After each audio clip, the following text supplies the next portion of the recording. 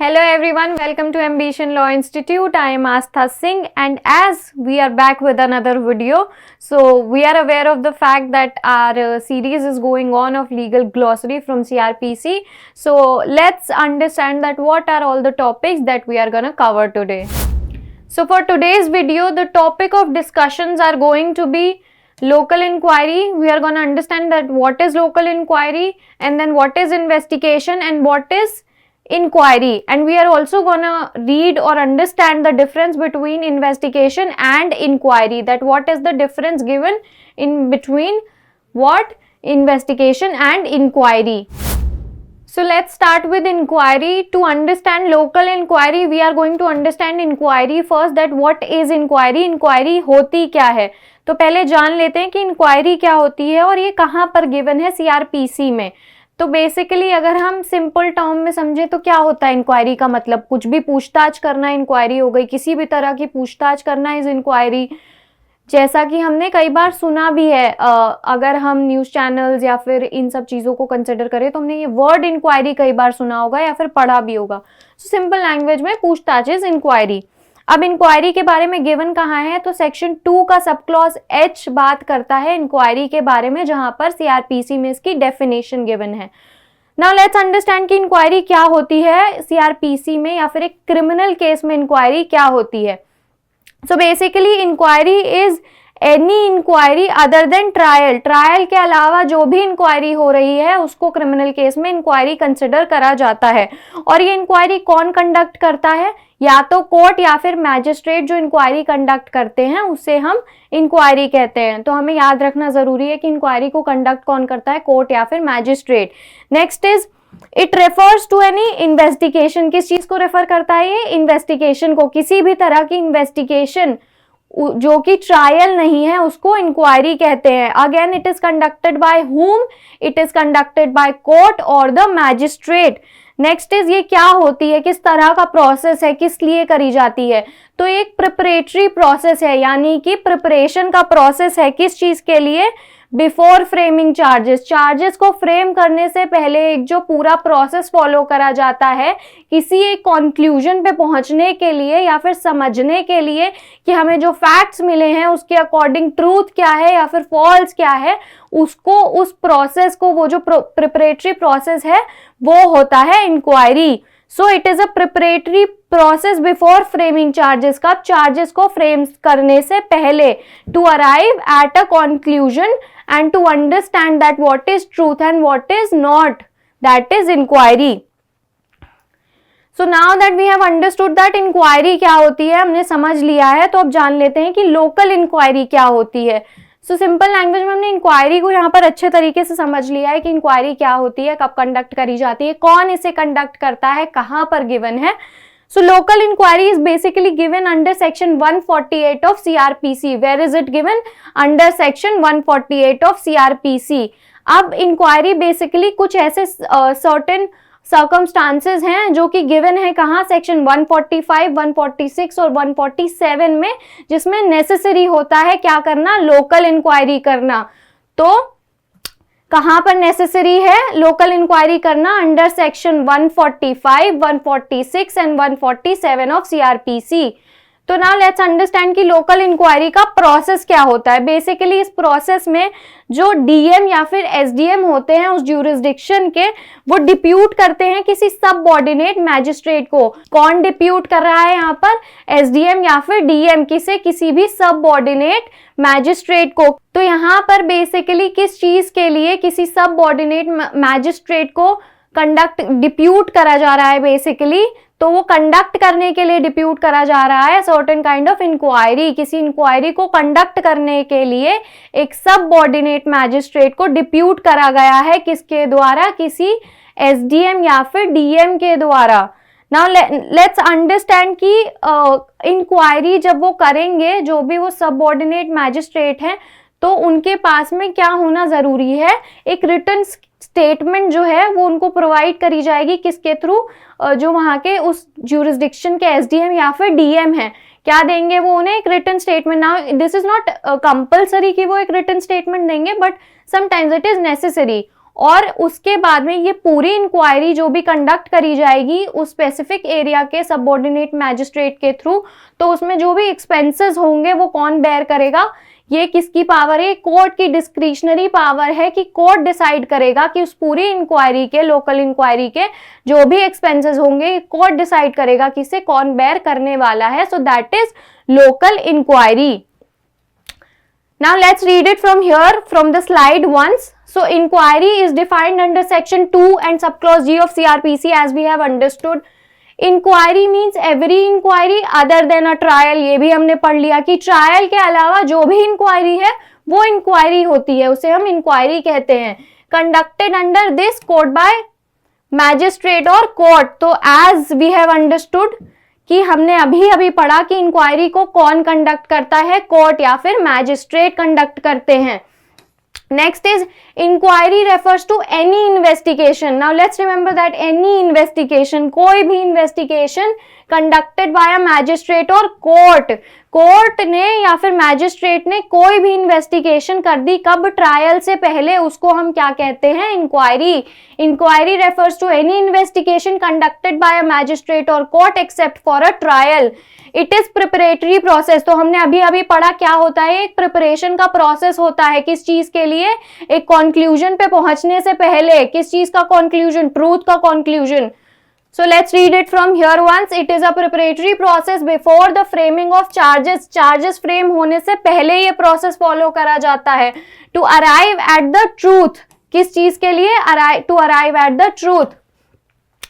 Now let's understand about the local inquiry from the slide. So it is given here that as per section 148 local inquiry. So where the local inquiry is given, it is given under section 148 of CRPC. Next is it is necessary. किन sections में local inquiry का होना necessary है? So as we have understood already 145, 146 and 147 of the Code of Criminal Procedure.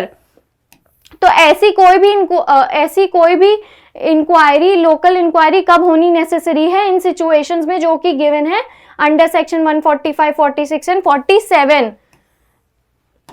So next let's read about the local inquiry, that what is the procedure of local inquiry. So a district magistrate और sub divisional magistrate यानी कि DM या फिर SDM can depute, क्या कर रहे हैं वो, डिप्यूट कर सकते हैं एक सबऑर्डिनेट मैजिस्ट्रेट को. किसको डिप्यूट कर सकते हैं, सबऑर्डिनेट मैजिस्ट्रेट को. किस चीज के लिए, to conduct the inquiry, inquiry conduct करने के लिए.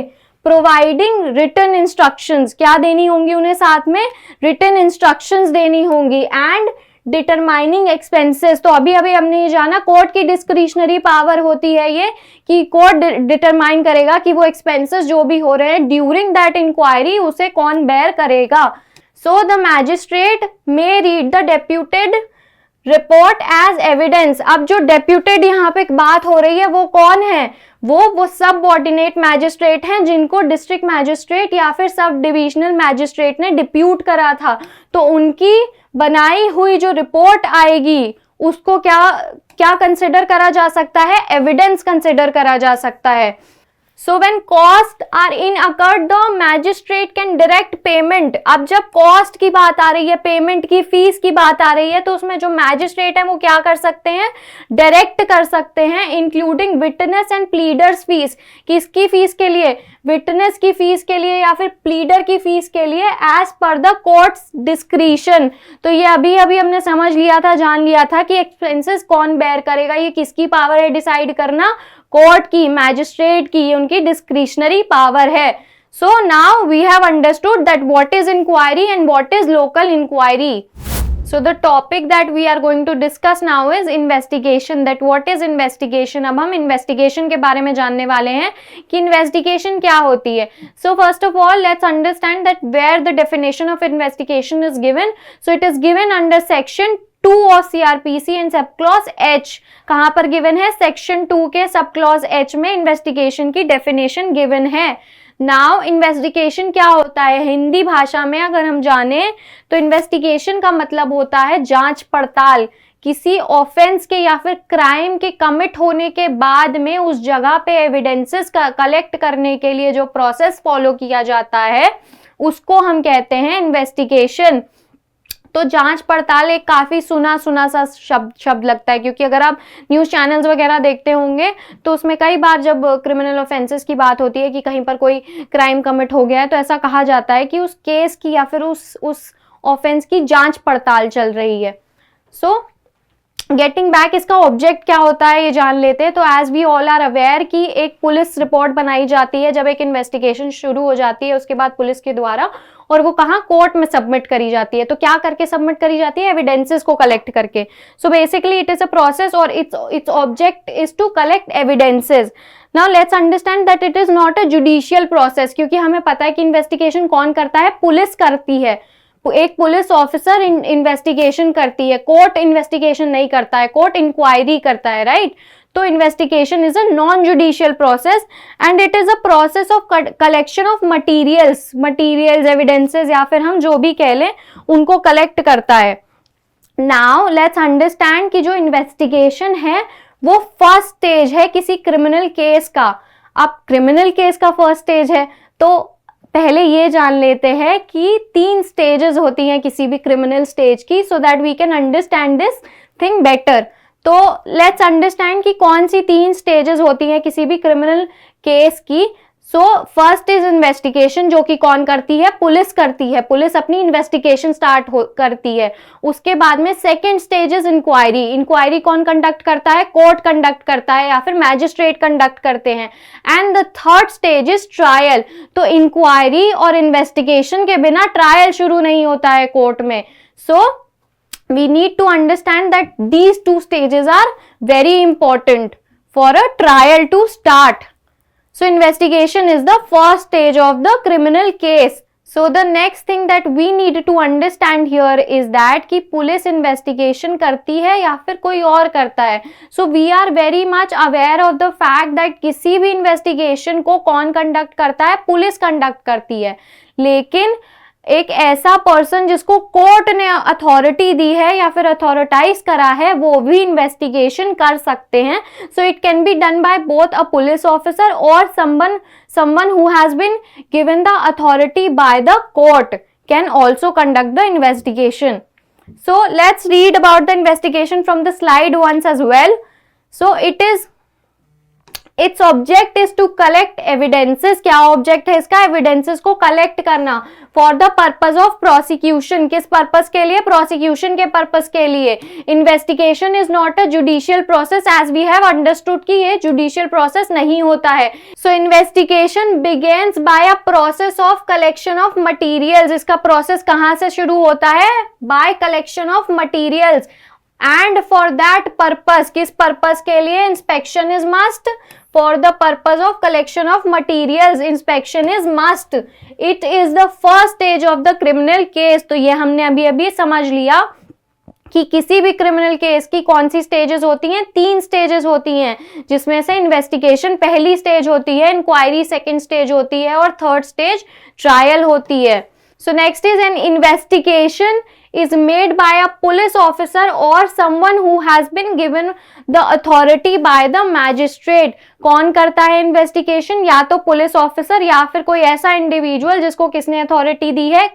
मैजिस्ट्रेट ने। So that is investigation. So now that we have covered that what is investigation and what is inquiry, so we are going to read the difference between the investigation and inquiry from the slide once as well. So let's read it. That investigation, its object is to collect evidences for the purpose of prosecution, जो कि हमने अभी पढ़ लिया था। और वहीं पर इंक्वायरी का ऑब्जेक्ट क्या होता है? टू डिटरमाइन द ट्रूथ, कि ट्रूथ क्या है, कैसे कंक्लूजन पे पहुंचना जहां पर ये पता चल सके कि ट्रूथ क्या है of certain fact, so that further action can be taken. किस लिए ट्रूथ तक पहुंचना है? सो दैट कोर्ट की प्रोसीडिंग या फिर ट्रायल आगे बढ़ सके, further action can be taken. Next is investigation is not a judicial process, as we have understood earlier as well, but in inquiry में it can be a judicial as well as non judicial process. तो inquiry क्या है? Non judicial भी हो सकती है और judicial process भी हो सकती है। So the third point says that investigation begins by a process of collection of materials. क्या process है इसका, कब शुरू होता है ये? By a process of collection of materials, and for that purpose inspection is must. किस purpose के लिए inspection must है यहाँ पे? For process of collection of materials. Next is it is the first stage of criminal case. हमने 3 stages की बात करी है. पहली स्टेज क्या होती है किसी भी क्रिमिनल केस की? इन्वेस्टिगेशन. नेक्स्ट इज इंक्वायरी का प्रोसेस कहां से बिगिन होता है? So the process begins after investigation. As we have understood that पहली स्टेज क्या है? इन्वेस्टिगेशन है.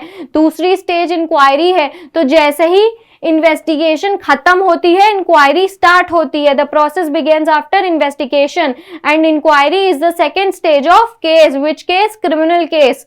Next is an investigation is made by a police officer or by some person authorized by magistrate. किसके द्वारा शुरू करी जाती है इन्वेस्टिगेशन? किसी पुलिस ऑफिसर या फिर कोई ऐसा इंडिविजुअल जिसको मैजिस्ट्रेट ने अथॉरिटी दी है. नेक्स्ट इज इंक्वायरी कौन करता है? Inquiry simply done by a magistrate और by a court. So we have understood the basic difference between investigation and inquiry, and what are the 3 stages of a criminal case. We have understood that here. Thank you so much everyone for watching this video. तो आज की video में जो topics हमने cover कर लिए हैं वो है local inquiry, inquiry and the difference between inquiry and investigation. और आई होप कि आप सबको ये वीडियो पसंद आई होगी, and I will see you in a next video.